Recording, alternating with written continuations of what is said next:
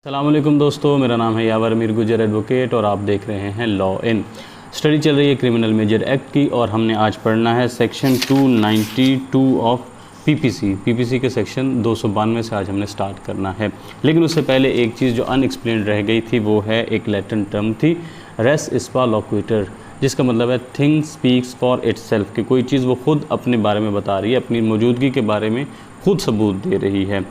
तो अगर ये टर्म आमतौर पर इस्तेमाल होती है जब कोई हादसा पेश आ जाए, तो ये हादसा जो है ये खुद ही बता रहा है, ये अपने आप में ये बता रहा है कि जिसकी वजह से जो डिफेंडेंट है, जिसकी वजह से जो भी इस हादसे का हादसा की वजह बनी है, तो वो ज़रूर केयरलेस रहा होगा। वरना तो ये है कि ना प्रोसिक्यूशन अपना केस साबित करना होता है, लेकिन यहाँ डिफेंडेंट के बारे में ये बात तो खुद साबित हो रही है ना कि वो केयरलेस था, तो ये वाक़या पेश आया। अब इसके जो दो इंग्रेडिएंट जो आगे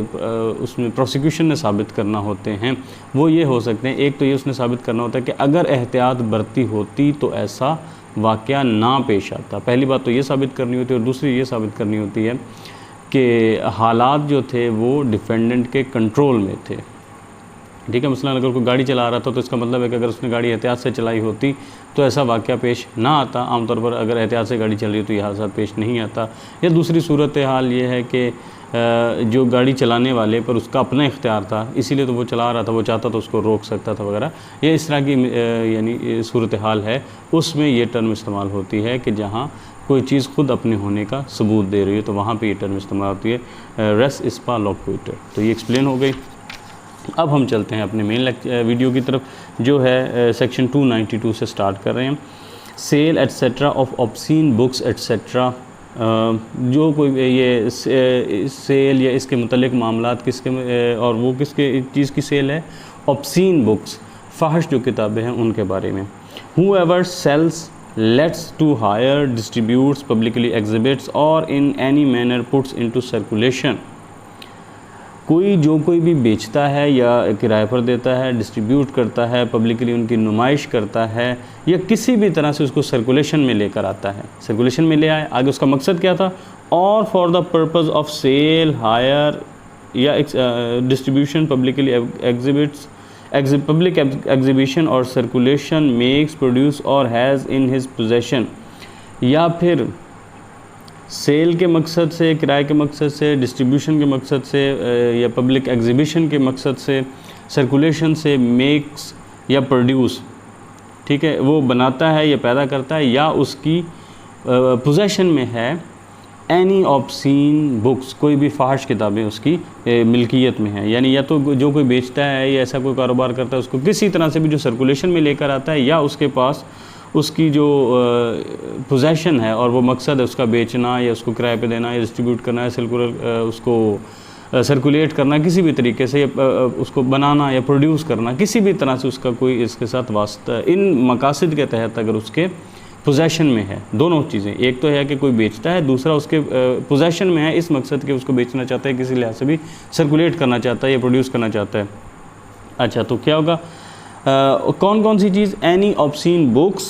pamphlet, paper, drawing, painting, representation और फिगर और any other obscene object whatsoever. और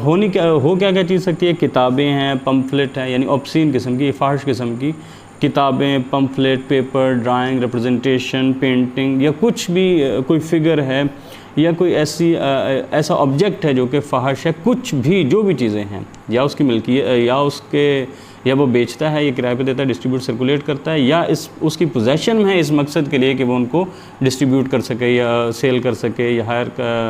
किराए पे दे सके, उनको किसी भी लिहाज से उनको सर्कुलेशन में पुट कर सके। और वो कौन कौन सी चीज़ें हैं वो भी सारी आगे उसमें, बुक, पम्फलेट, पेंटिंग, सब कुछ, हर तरह की चीज़ उसमें कवर है, जो भी ऑब्सीन ऑब्जेक्ट है वो सारे उसमें आगे, जो कोई भी ऐसा करता है। आगे ये था पैराग्राफ ए। अब पैराग्राफ बी आ गया, इम्पोर्ट्स, एक्सपोर्ट्स और conveys any obscene object for any of the purpose, कोई इंपोर्ट करता है, एक्सपोर्ट करता है या लोगों तक या किसी ऑब्सीन ऑब्जेक्ट को पहुँचाता है, कन्वे करता है, for any of the purpose aforesaid, पहले जो कुछ मकासद बताए जा चुके हैं उनके बारे में, वो मकासद हमने पहले बता दिए ना, on the purpose of sale, hire, circulation, distribution, public exhibition, इन मकासद में से किसी के लिए भी अगर वो एक्सपोर्ट करता है, इंपोर्ट करता है या किसी तक पहुंचाता है, और नोइंग और having reason to believe that such object will be, या उसके पास, या वो जानता है या उसके पास रीज़न टू बिलीव है कि ऐसा होगा कि इनको या तो कि इन ऑब्जेक्ट्स के साथ या इन किताबों या इन पम्फलेट्स के साथ क्या होगा, will be sold, let to hire, distributed और पब्लिकली एग्जिबिटेड और in any manner put into circulation, कि या तो बेची जाएंगी, किराए पे दी जाएंगी, डिस्ट्रीब्यूट की जाएंगी, या किसी भी तरीके से इनको सर्कुलेशन में लेकर आया जाएगा। और आगे पैराग्राफ सी है, टेक्स पार्ट इन और receives profits from any business, जो कि हिस्सा लेता है या किसी प्रॉफिट में से हिस्सा लेता है, in the course of which he knows or has reason to believe that, जिसके लिए उसको पता है कि या तो वो जानता है या उसके पास रीज़न टू बिलीव है, that any such obscene object are, कि इस तरह के जो ऑब्सीन ऑब्जेक्ट्स हैं, वो किताबें हैं, पम्फलेट, पेंटिंग, जो भी है, for any of the purpose of aforesaid, जो ऊपर बताए गए मकासद हैं, वो किराए पे देना, डिस्ट्रीब्यूट करना या आगे पहुंचाना, कि जो मकासद यहाँ दिए हैं ना, एग्जीबिशन उनकी करना, इनको डिस्ट्रीब्यूट करना, किसी लिहाज से इनको सर्कुलेशन में लेकर आना, made, produced, purchased, kept, imported, exported, conveyed, publicly exhibited or in any manner put into circulation, उन मकासद के लिए उनको पैदा करता है, उनको बनाता है, परचेज़ करता है, अपने पास रखता है, इंपोर्ट करता है, एक्सपोर्ट करता है, लोगों तक पहुंचाता है, पब्लिकली एग्जिबिट करता है, किसी भी लिहाज से उसको अगर सर्कुलेशन में लेकर आता है, तो ये भी सारा इसमें कवर हो गया। आगे है जी पैराग्राफ डी है, यानी जो भी किसी भी तरह से इससे किसी तरह का कोई प्रॉफिट हासिल करता है या उसमें हिस्सा लेता है या उसमें से कोई प्रॉफिट हासिल करता है। और आगे मकसद क्या है कि ये जो पहले चीज़ें बताई गई हैं, उन ऑब्जेक्ट को या तो वो जानता है, उसके पास रीज़न टू बिलीव है कि इनको जो पहले बताए गए मकासद हैं उनमें इस्तेमाल किया जाएगा, और फिर उन मकासद के लिए इनको उन मकासद के लिए इस्तेमाल किया जाएगा, या फिर इनको ये सारा कुछ किया जाएगा, यानी अच्छा उन मकासद के लिए उन मकासद के लिए इस्तेमाल किया जाएगा। और उसके लिए अब इसका काम क्या था, इसने या उनको मेड किया है, या प्रोड्यूस किया है, या इम्पोर्ट किया है, या एक्सपोर्ट किया है, या पब्लिकली एग्जिबिट किया है, या किसी तक पहुंचाया है, तो किसी भी लिहाज से इसने कुछ अपना हिस्सा ये डाला है कि अब इसको सर्कुलेशन में लेकर आया है। तो फिर आगे चल रहा है, अभी डी पैराग्राफ है, और एडवर्टाइजेज और makes known by any means, या तो इसकी एडवर्टीज़मेंट करता है या किसी लिहाज से व्हाट्सएवर कोई भी मीन्स इख्तियार करते हुए, that any person in is engaged, कि कोई भी जो शख्स है वो इसमें इंगेज है, और इज़ रेडी टू इंगेज, या फिर इसमें शामिल होने को तैयार है, in any act which is an offence under this section, उस एक्टिविटी में जो इस सेक्शन के अंडर ऑफेंस है, ठीक है। और that any such obscene object can be procured from और थ्रू एनी पर्सन, या वो बता सकता है कि इसको अगर आपको ये ऑब्सीन चीज़ चाहिए तो आप इसको यहाँ से हासिल कर सकते हैं, या इस लिहाज से इस शख्स के से हासिल कर सकते हैं, एक शख्स के ज़रिए किसी और से हासिल कर सकते हैं। ये सारा कुछ उसने किया। और ऑफर्स और attempts to do any act, या फिर वो ऑफ़र करता है, ऐसी कोई कोशिश करता है कोई भी ऐसा काम करने के, which is offence under this section, जो इस सेक्शन के तहत जो ऑफेंस है, ठीक है। यहाँ तक हम पहले इसको दोबारा एक दफ़ा कर लेते हैं कवर, फिर हम देखते हैं कि इसकी पनिशमेंट क्या है, वो आगे आ जाएगी। पहले पैराग्राफ में तो बात थी जो कोई बेचता है या उसको किसी भी लिहाज से सर्कुलेशन में लेकर आता है, चाहे वो किराए पे देता है, चाहे वो डिस्ट्रीब्यूट करता है, चाहे उसको एग्जिबिट करता है, किसी लिहाज से भी। दूसरे में आ गया कि उसकी पोजेशन में है, वहाँ था बेचता है, यहाँ है पोजेशन में है, और किस मकसद है कि इसको या तो मैं बेचूंगा या किराए पे दूंगा या डिस्ट्रीब्यूट करूँगा, ये दो चीज़ें इसमें कवर हो गई। और कौन कौन सी चीज़ें हैं वो उसमें सारी चीज़ें इस लिहाज से आगे, जहाँ जब उसने लिख दिया कि कोई वो किताब है, वो पम्फलेट है, कोई भी फहाशी के रिलेटेड कोई भी चीज़ है, किताब है, पम्फलेट है, पेंटिंग है, कोई और रिप्रेजेंटेशन है, या कुछ भी है, वो सारा इसमें आ गया। अच्छा आगे था अब इस के दूसरे पैराग्राफ में उस चीज़ को कवर किया कि कोई इंपोर्ट करता है, ये एक्सपोर्ट करता है, इसको कन्वे करता है इन मकासद के लिए जो हमने पहले बता दिए। किस मकसद के लिए, उसको बेचना है या किसी लिहाज से इसको सर्कुलेशन में लेकर आने के लिए उसने इंपोर्ट या एक्सपोर्ट इसकी की है, और या उसके पास ये रीज़न है कि इनको बेचा जाएगा या इनको या फिर वो जानता है कि ये जो मैं इंपोर्ट एक्सपोर्ट कर रहा हूँ ना चीज़ें, इनको या तो बेचा जाएगा या किराए पे दिया जाएगा या डिस्ट्रीब्यूट किया जाएगा या किसी भी तरह से पब्लिकली एग्जिबिट करके इनको सर्कुलेशन में लेकर आएगा, इस लिहाज से उसने इनको इंपोर्ट या एक्सपोर्ट किया। दूसरा ये है कि किसी भी तीसरा जो सी पैराग्राफ है इसमें ये कवर हो रहा है कि किसी लिहाज से भी वो इसमें हिस्सा ले रहा है, ये कोई प्रॉफिट इसमें से ले रहा है, उस वजह से कि वो ये कह रहा है कि ये जो ऑब्सीन ऑब्जेक्ट हैं इसको इन मकासद में से किसी के लिए भी, यानी किराए पे देने के लिए, किसी लिहाज से उनको सर्कुलेशन में लाने के लिए या तो इसने पैदा किया है या उसको बनाया है, या उसको इंपोर्ट किया है, या एक्सपोर्ट किया है, या किसी तक पहुंचाया है, या पब्लिकली इसको एग्जिबिट किया है, ये सारा इसमें कवर हो गया। इंपोर्ट, एक्सपोर्ट और या पब्लिकली किसी तक पहुंचाना या उसकी प्रोडक्शन वगैरह, ये सारा इसमें कवर हो गया। किस लिए? ताकि वो किसी भी लिहाज से उसको सर्कुलेशन में लेकर आना चाहता है, उसके लिए इंपोर्ट एक्सपोर्ट करा। आगे है कि जो पैराग्राफ डी है उसमें जिस चीज़ को कवर किया वो ये है इसकी एडवर्टीज़मेंट, किसी तरह से भी इसकी तशहीर करना कि फ़लाँ शख्स के पास ऐसी चीज़ें आपको मिल जाएंगी फ़ाहिश किस्म की, या फ़लाँ शख्स है वो आपको ये चीज़ें प्रोड्यूस कहीं से प्रोक्योर कहीं से आपको हासिल मुयस्सर करवा सकता है। तो वो सारा कवर हो गया पैराग्राफ डी में। किसी भी ऐसी चीज़ को जो इस ऑफेंस, इस सेक्शन के अगेंस्ट जो ऑफेंस है उसके बारे में जो तशहीर करता है कि आपको फ़लाँ जगह से ये चीज़ मिल सकती है, या फ़लाँ बंदा आपको ये मैसर करवा सकता है। और जो इसका पैराग्राफ ई है उसमें बता दिया कि कोई ऑफ़र करता है या ऑफ़र करने की कोशिश करता है कोई भी ऐसी चीज़ जो इस सेक्शन के अंडर ऑफेंस है, तो ये सारे मामलात करने वाले के साथ क्या होगा? Shall be punished with imprisonment of either description for a term which may extend to 3 months और विद फाइन और विद बोथ। तो फिर इसको 3 माह तक की कैद की सज़ा हो सकती है, या जुर्माना हो सकता है, या फिर दोनों हो सकते हैं। आगे इसमें एक है एक्सेप्शन है, this section does not extend to any book, pamphlet, writing, drawing और पेंटिंग केप्ट और यूज्ड। ये जो किताब, ये जो सेक्शन है इसका इतलाक़ उस पर नहीं होता कि अगर कोई किताब है, पम्फलेट है, कोई राइटिंग है, ड्राइंग है, कोई पेंटिंग वगैरह है, उसको रखा हुआ है और यूज्ड या इस्तेमाल हो रही है। किस लिए? बोनाफाइडी फॉर रिलीजियस पर्पज़, कोई मजहबी मकासद के लिए अगर वो रखी हुई है या इस्तेमाल हो रही है तो वो इसमें कवर नहीं है, उसको इस्तिस्ना हासिल है। और any representation sculptured, engraved, painted और अदरवाइज रिप्रेजेंटेड इन ऑन और इन एनी टेम्पल, या किसी टेम्पल के अंदर, किसी मंदिर के अंदर कुछ ऐसा है कि कोई रिप्रेजेंटेशन है या कोई स्कल्पचर बना हुआ है या इसको इनग्रेव कुंदा करके बनाया गया हुआ है या पेंट किया हुआ है, किसी भी लिहाज से किसी मंदिर के अंदर है तो उसमें कवर नहीं है। और on any car used for the convenience of idols, या फिर वो जो गाड़ी जो बुतों को लेकर आने जाने के लिए इस्तेमाल हो रही है, आइडल्स, और केप्ट और used for any religious purposes, जो भी मजहबी मकासद के लिए बुतों को लाने ले जाने के लिए इस्तेमाल हो रही है, तो वो भी इसमें कवर नहीं है। यानी इन चीज़ों को इस्तिस्ना दे दिया गया हुआ है। आगे इसके बारे में है जी, commentary, exhibition of excised portion of certified cinema film,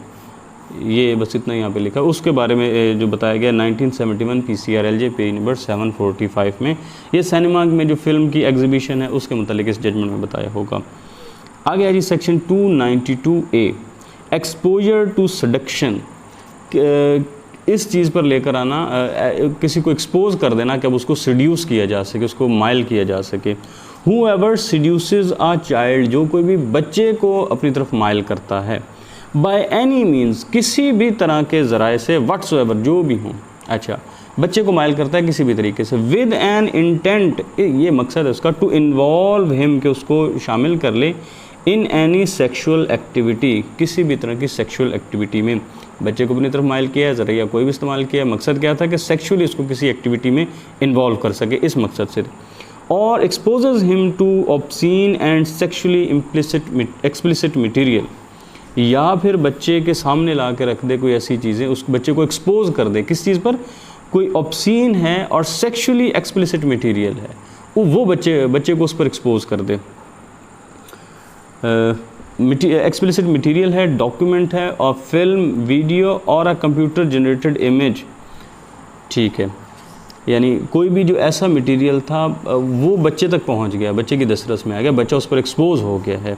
वो क्या है, वो अब वो मटेरियल किसी भी फॉर्म में है वो सारी इसमें आ गई, चाहे वो डॉक्यूमेंट है, कोई फिल्म है, कोई वीडियो है, या कोई कंप्यूटर जनरेटेड इमेज है।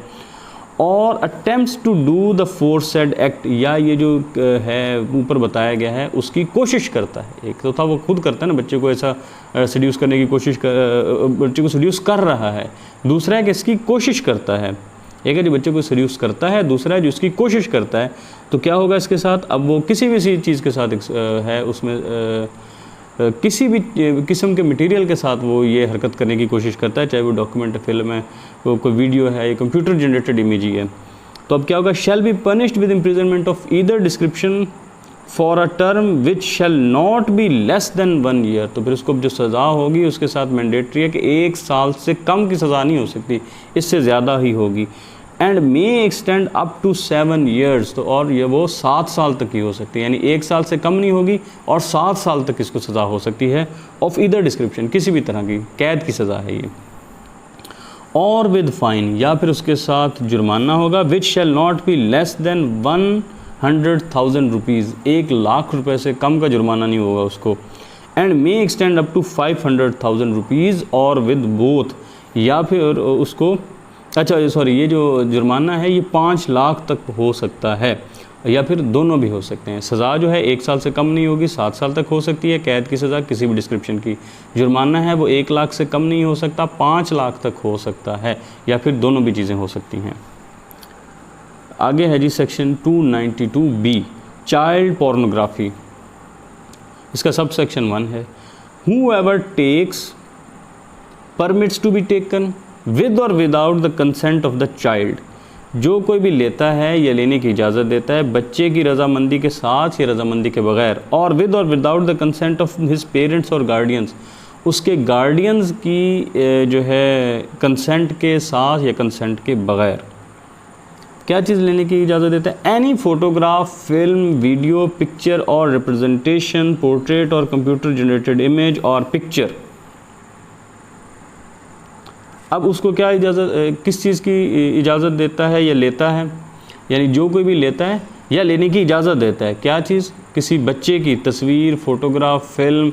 रिप्रेजेंटेशन, पिक्चर, किसी भी तरह की कोई इस तरह का विजुअलाइजेशन में जो चीज़ आ रही है, वो पिक्चर है, फिल्म है, वीडियो है, वेदर मेड और प्रोड्यूस्ड बाय इलेक्ट्रॉनिक, मैकेनिकल और अदर मीन्स।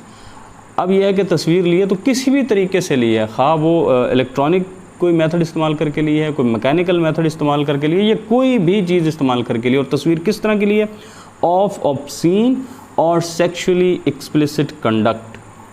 या तो वो कोई ऑब्सीन है या कोई सेक्सुअली एक्सप्लिसिट कंडक्ट उसमें कुछ दिखाया जा रहा है, कुछ सेक्सुअली चीज़ों को वाज़े करके दिखाया, एक्सप्लिसिट करके दिखाया गया, किस तरह का कोई चीज़ उसमें रिप्रेजेंट की गई है, दिखाई गई है। तो जो कोई भी बच्चे या उसके गार्डियन की इजाज़त के साथ या इजाज़त के बग़ैर कोई भी ऐसी तस्वीर, पिक्चर, वीडियो, फिल्म कुछ भी बनाता है जिसमें कोई जो माइनर है उसको दिखाया गया है। अब इस बात से भी कोई फ़र्क नहीं पड़ता कि वो तस्वीर किस तरह की थी, वो चाहे मैकेनिकल थी, चाहे इलेक्ट्रॉनिक थी, चाहे वो कंप्यूटर जनरेटेड थी, इस चीज़ से दीज ऑल आर इमैटेरियल्स। वेयर, जहाँ क्या था? The production of such visual depiction involves the use of a minor boy, ठीक है, और गर्ल engaging in obscene और sexually explicit conduct। अब ये जो तस्वीर बनाई थी, ये जो वीडियो बनाई थी, ये जो पेंटिंग बनाई थी, ये जो कुछ भी था, ये कोई पोर्ट्रेट थी, पिक्चर थी, कंप्यूटर जनरेटेड इमेज था। अब इसमें क्या है? ये जो विजुअल डिपिक्शन थी, इसमें क्या दिखाया गया था? किसी बच्चे को, किसी माइनर को, खा वो लड़का था या लड़की, उसको क्या दिखाया गया कि वो किसी ऑब्सीन या सेक्सुअली एक्सप्लिसिट कंडक्ट में वो इन्वॉल्व है। वहाँ पर ये दिखाया गया था कि कोई भी फहाशी का कोई मंज़र उसमें, उस बच्चे का कोई किरदार दिखाया जा रहा है। आगे है जी इसका पैराग्राफ बी है, such visualization depicting is a digital image, computer image or computer generated image that is or in indistinguishable form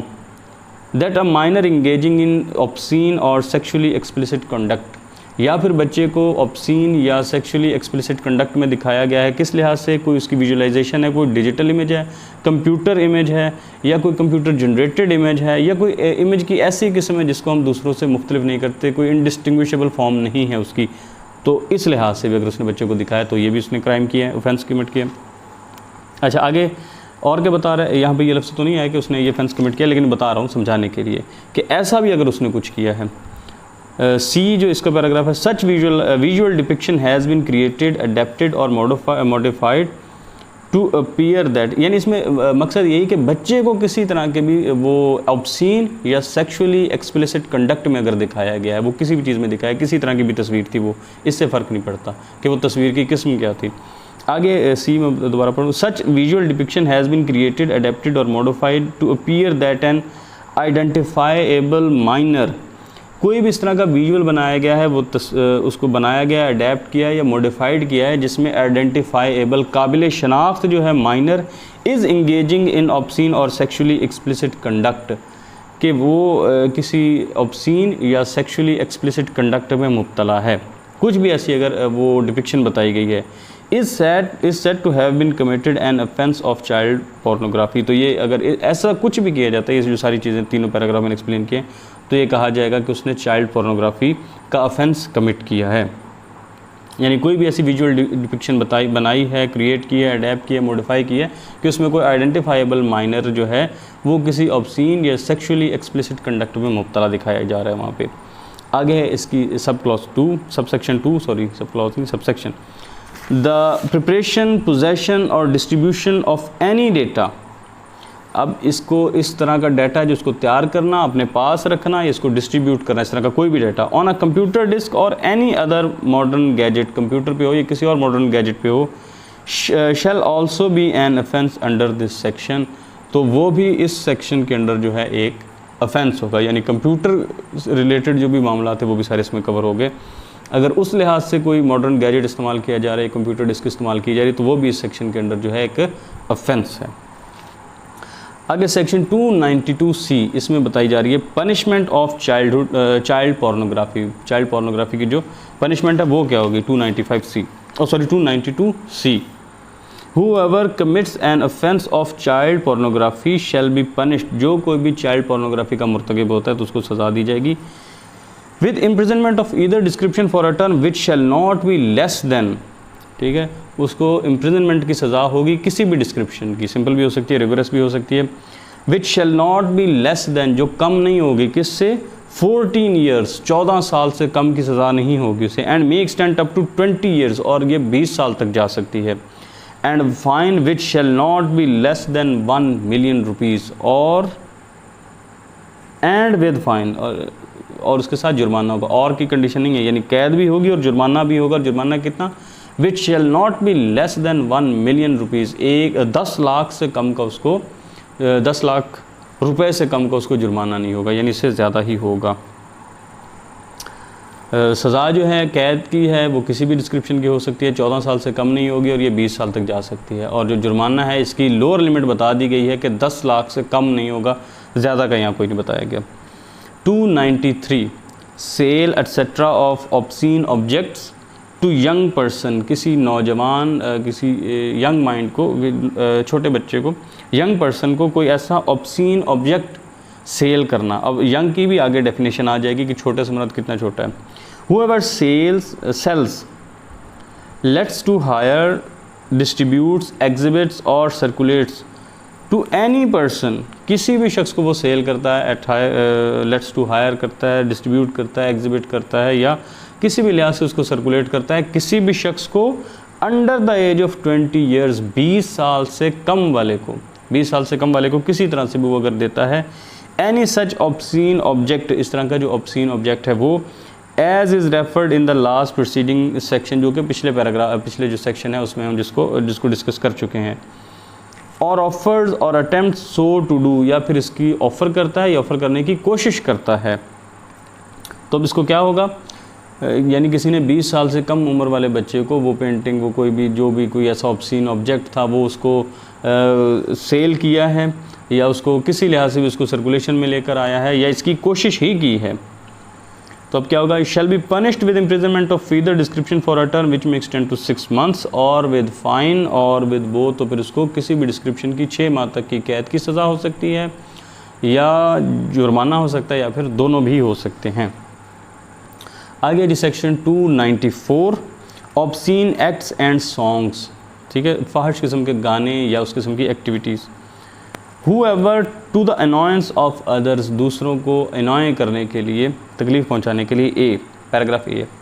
does any obscene act in any public place, किसी भी पब्लिक प्लेस पे कोई इस तरह का कोई obscene act करता है, और sings, recites और utters any obscene songs, या वो सिंग करता है, रिसाइट करता है, या अटर करता है कोई obscene सॉन्ग, बैलेड और वर्ड, चाहे वो अल्फाज हैं, चाहे वो कोई नज़म है, कोई गाना है, इन और नियर एनी पब्लिक प्लेस, किसी पब्लिक प्लेस पर या उसके नज़दीक। अब जिसने भी इनमें से कोई काम किया है, कोई गाना गाया है या कोई ऐसे एक्ट किया है किसी पब्लिक प्लेस पर और वो फहश है, चाहे वो गाने की सूरत में, अल्फाज की सूरत में, नज़म की सूरत में है, किसी पब्लिक प्लेस पर या पब्लिक प्लेस के करीब अगर उसने किया है,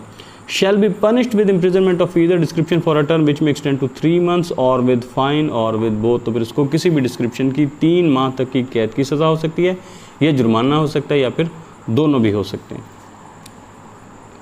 इस पर कमेंट्री है आगे, scope, offence of committing obscene acts at public places by a woman could not be declared to be an act prejudicial to public safety or maintenance of public order। अगर कोई ऑब्सीन एक्ट किसी public place पर खातून ने किए हैं तो तभी वो ऑब्सीन एक्ट ही होगा। इसको ये नहीं कहा जाएगा कि वो पब्लिक सेफ्टी से या maintenance of law and order के ख़िलाफ़ कोई काम हो गया है, उसको जितनी बात है उसको उतनी रखी जाए ना। अगर वो ऑब्सीन एक्टिविटी है तो वो यही होगा, वो पब्लिक ऑर्डर का डिस्टर्बेंस का ऐसा मसला नहीं होगा। ये बता रही है 1989 PCRLJ page number 554। Courts should insist upon solid and concrete evidence. Court को इंसिस्ट करना चाहिए कि सॉलिड और कॉन्क्रीट एविडेंस हो। 1991 PCRLJ page number 9। An abandoned place no offence. अगर वो बिल्कुल ही मतरूक सी जगह थी, अबेंडेंड प्लेस था, तो वहाँ पे ये ऑफेंस नहीं होगा। 1991 PCRLJ पेज नंबर 9। आगे है 294A, सेक्शन 294A। अच्छा 294 था ऑब्सीन कोई एक्टिविटी एक्ट्स और सॉन्ग, 294A है कीपिंग लॉटरी ऑफिस। कोई ऑफिस बनाना लॉटरी का। Who ever keeps any office और प्लेस, जो कोई भी कोई दफ्तर बनाता है, ये जगह बनाती है for the purpose of drawing any lottery, और इस मकसद के लिए बनाया कि वहाँ पे कोई लॉटरी ड्रॉ होगा। Not being a state lottery, और वो रियासत की जानिब से नहीं है, और a lottery authorised by the provincial government, और ना वो लॉटरी ऐसी है जिसको ऑथोराइज़ किया है किसी सूबाई हुकूमत ने, कि कोई लॉटरी का दफ्तर बना रहा है उसको ना जो विफाकी हुकूमत है वो सपोर्ट कर रही है स्टेट, और ना ही कोई सूबाई हुकूमत उसको सपोर्ट कर रही है। तो अब क्या होगा, shall be punished with imprisonment of either description for a term विच में एक्सटेंड टू 6 months और विद फाइन और विद बोथ। तो फिर उसको किसी भी डिस्क्रिप्शन की 6 माह तक की कैद की सज़ा हो सकती है, या जुर्माना हो सकता है, या फिर दोनों हो सकते हैं। And whoever publishes any proposal to pay any sum, या कोई भी जो कोई ऐसा प्रपोज़ल पब्लिश करता है किसी सम कोई मालियत के बाद, टू पे एनी सम, कि आप कुछ रकम हमें दें, और टू डिलीवर एनी गुड्स, या कुछ चीज़ें हमें, or to deliver any goods, publishes या delivers any goods, so to do or forbear doing anything, या तो वो कुछ करता है या कुछ करने से वो बचाव करता है, कुछ नहीं करता, ओमिट करता है कुछ। For the benefit of any person, किसी शख्स के फ़ायदे के लिए, ऑन एनी इवेंट और कंटिजेंसी रिलेटिव, किसी भी मौके पर या किसी भी ऐसी सूरत हाल में जहाँ कोई बात की समझ नहीं आ रही, कोई पेचीदगी अगर पैदा होती है, और एप्लीकेबल टू द ड्राइंग और applicable to the drawing of any ticket, lot, number और फिगर, जो कोई भी एप्लीकेबल है किसी तरह की, ये जो ड्रॉ होना था, चाहे वो टिकट का था, लॉट का था, कोई नंबर था या फिगर था, इन एनी सच लॉटरी, इस किस्म की लॉटरी में। अच्छा, जिसने या तो कोई इसका प्रपोज़ल पब्लिश किया है, या जिसने कोई, और टू डिलीवर एनी गुड्स, या जिसने कोई सामान पहुंचाया है, उसने ऐसा किया है और ये करने से उसने एतराज़ नहीं किया जिससे किसी शख्स का कोई फ़ायदा हो सकता था। अगर इस तरह का कोई लॉटरी का इवेंट अगर होता है, ऑर्गेनाइज होता है, तो उसमें जिस किसी इंसान का फ़ायदा हो सकता था, अगर कुछ ना करने से उसका फ़ायदा हो सकता था, तो वो उसने ओमिट नहीं किया, उसको नहीं ओमिट किया, या कुछ ऐसा किया, इनके कोई प्रपोजल पब्लिश किया, तो इन दोनों सूरत हाल में क्या होगा, shall be punished with fine which में एक्सटेंड टू 3000 रुपीज़। तो फिर उसको 3000 रुपये तक का जुर्माना हो सकता है। यानी एक तो है कि लॉटरी का कोई ऑफिस खोलता है तो उसको तो है 6 माह तक की सज़ा, और दूसरा है जिसने इस तरह का कोई प्रपोज़ल पब्लिश किया या किसी तरह से भी कुछ एक्टिविटीज़ में परफॉर्म की, और जो वो इस किस्म की चीज़ ओमिट कर सकता था वो उसने ओमिट नहीं की, यानी लोगों के फ़ायदे के लिए अगर कोई चीज़ वो ओमिट कर सकता था तो वो उसने ओमिट नहीं की। तो जो ये करता है तो उसको फिर 3000 रुपये तक का जुर्माना हो सकता है। अच्छा, इस पे है जी कमेंट्री है, lottery and arrangement of for distribution of prizes by lot a matter of chance, a card game of chance. अच्छा, इसमें एक्सप्लेन नहीं किया गया कि आगे फिर गया क्या है, क्या इसको भी लॉटरी तस्वुर किया गया या नहीं। ये अगर डिटेल में आप जानना चाहते हो तो आपको पढ़नी पड़ेगी judgment PLD 1992 Supreme Court page number 153। Provisions of section 294A and 294B PPC repugnant to injunctions of Islam, ये इस्लामी जो तालीमात हैं उनके ख़िलाफ़ है, ये बता रही है PLD 1989 Federal Shariat Court page number 60। आगे है जी 294B offering of price in connection with trade, तिजारत के साथ आपने कुछ प्राइज़ लगा दिए हैं एट्सेट्रा। हूएवर ऑफर्स और अंडरटेक्स टू ऑफ़र, कोई भी जो ऑफ़र करता है या अंडरटेक्स टू ऑफ़र, अच्छा, in connection with any trade, किसी तिजारत के मामले में, ट्रेड और बिज़नेस और सेल ऑफ एनी कमोडिटी, किसी कमोडिटी के सेल के बारे में।